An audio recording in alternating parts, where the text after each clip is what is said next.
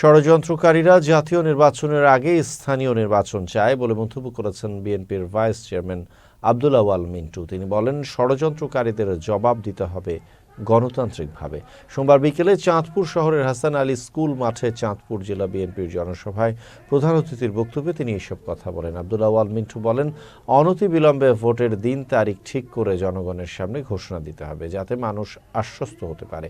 এর বাইরে কোনো ষড়যন্ত্র হলে পালানোর পথ থাকবে না। জেলা বিএনপির সভাপতি শেখ ফরিদ আহমেদ মানিকের সভাপতিত্বে সভায় বক্তব্য রাখেন বিএনপির জাতীয় নির্বাহী কমিটির সাংগঠনিক সম্পাদক মোহাম্মদ সেলিম ভুঁইয়া সহ সাংগঠনিক সম্পাদক মোহাম্মদ মোস্তাক মিয়া সহ জেলা উপজেলার নেতাকর্মীরা।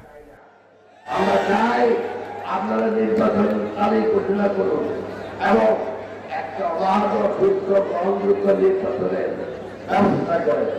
সেই গ্রহণযোগ্য নির্বাচনে যে জনগণ তাকে ভোট দেয়, তাকে দিয়ে সরকার প্রতিষ্ঠা করেন, আমাদের কোনো আপত্তি নাই।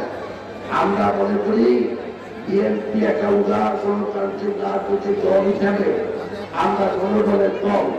অতএব জনগণ যদি আমাদেরকে পছন্দ করে তাহলে ইনশাল্লাহ আমরা আমাদের নেতা তারেক রহমানের নেতৃত্বে আমরা এই দেশের সরকার গঠন করব।